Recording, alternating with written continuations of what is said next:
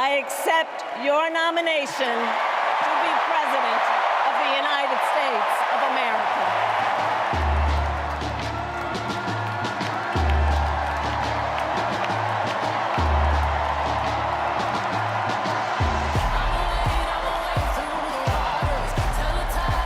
Good evening. To be clear, my entire career, I've only had one client, the people. And so, on behalf of the people, on behalf of everyone whose story could only be written in the greatest nation on earth, I accept your nomination to be President of the United States of America. And with this election, our nation has a precious, fleeting opportunity to move past the bitterness, cynicism, and divisive battles of the past, a chance to chart a new way forward. In many ways, Donald Trump is an unserious man. But the consequences of putting Donald Trump back in the White House are extremely serious. And America, we must also be steadfast in advancing our security and values abroad. I will make sure that we lead the world into the future on space and artificial intelligence, that America, not China, wins the competition for the 21st century, and that we strengthen, not abdicate, our global leadership. With respect to the war in Gaza, President Biden and I are working around the clock, because now is the time to get a hostage deal and a ceasefire deal done. And let me be clear, I will always stand up for Israel's right to defend itself, and I will always ensure Israel has the ability to defend itself. At the same time, what has happened in Gaza over the past 10 months is devastating. President Biden and I are working to end this war such that Israel is secure, the hostages are released, the suffering in Gaza ends, and the Palestinian people can realize their right to dignity, security, freedom, and self-determination. I will never hesitate to take whatever action is necessary to defend our forces and our interests against Iran and Iran-backed terrorists. I will not cozy up to tyrants and dictators like Kim Jong-un who are rooting for Trump,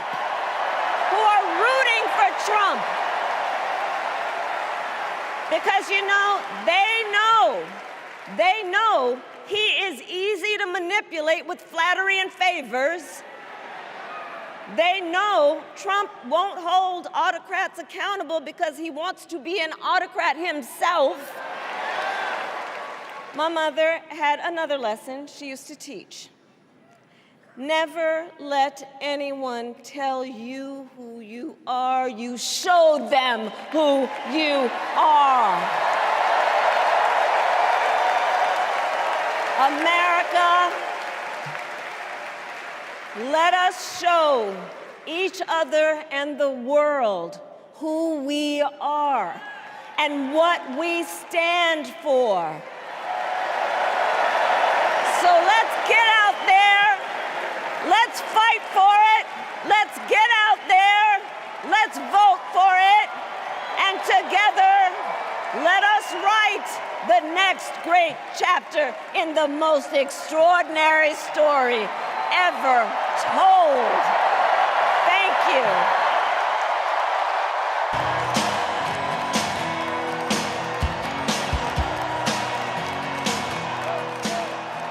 Thank you.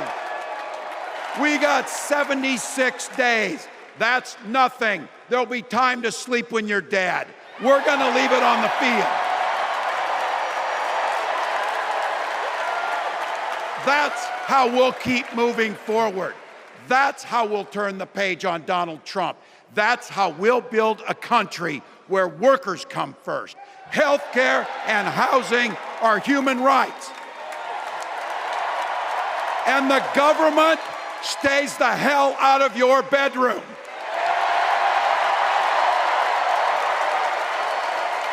That's how we make America a place where no child is left hungry, where no community is left behind, where nobody gets told they don't belong. That's how we're gonna fight. And as the next president of the United States always says, when we fight, when we fight, when we fight, thank you. God bless.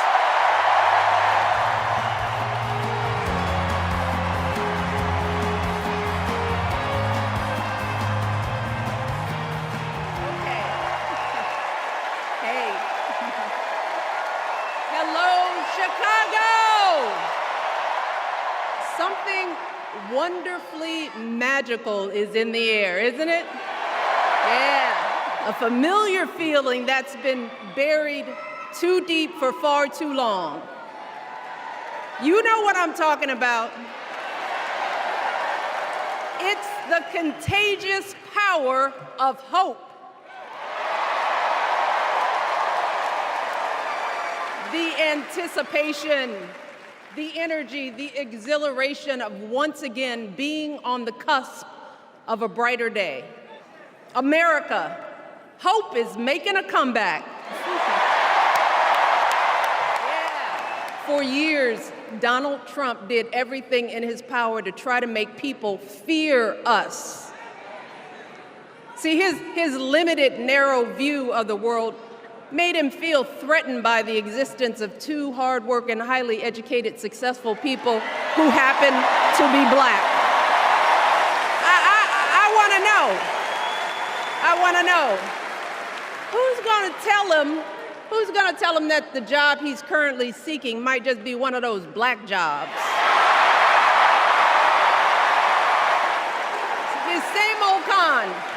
Doubling down on ugly, misogynistic, racist lies as a substitute for real ideas and solutions that will actually make people's lives better.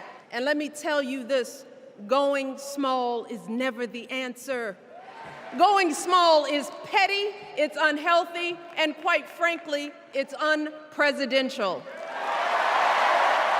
Look, Kamala knows, like we do, that regardless of where you come from, what you look like, who you love, how you worship, or what's in your bank account, we all deserve the opportunity to build a decent life.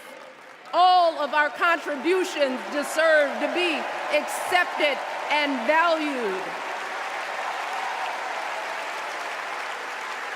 Because no one has a monopoly on what it means to be an American. No one.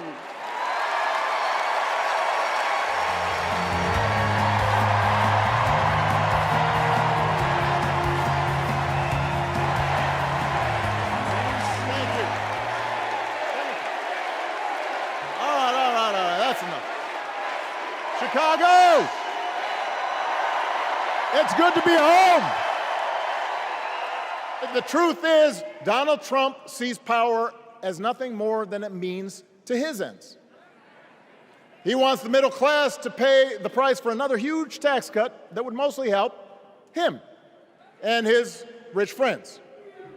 He killed a bipartisan immigration deal that would have helped secure our southern border because he thought trying to actually solve the problem would hurt his campaign.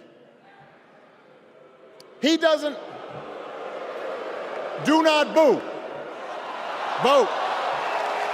He doesn't seem to care if more women lose their reproductive freedom since it won't affect his life.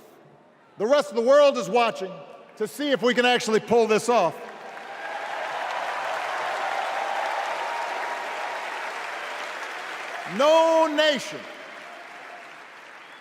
No society has ever tried to build a democracy as big and as diverse as ours before. And that's why when we uphold our values, the world's a little brighter. When we don't, the world's a little dimmer. And dictators and autocrats feel emboldened. And over time, we become less safe. We shouldn't be the world's policemen, and we can't eradicate every cruelty and injustice in the world. But America can be and must be a force for good. Discouraging conflict, fighting disease, promoting human rights, protecting the planet from climate change, defending freedom, brokering peace. That's what Kamala Harris believes, and so do most Americans. We do not need 4 more years of bluster and bumbling and chaos. We have seen that movie before, and we all know that the sequel is usually worse. America's ready for a new chapter. America's ready for a better story. We are ready for a President Kamala Harris.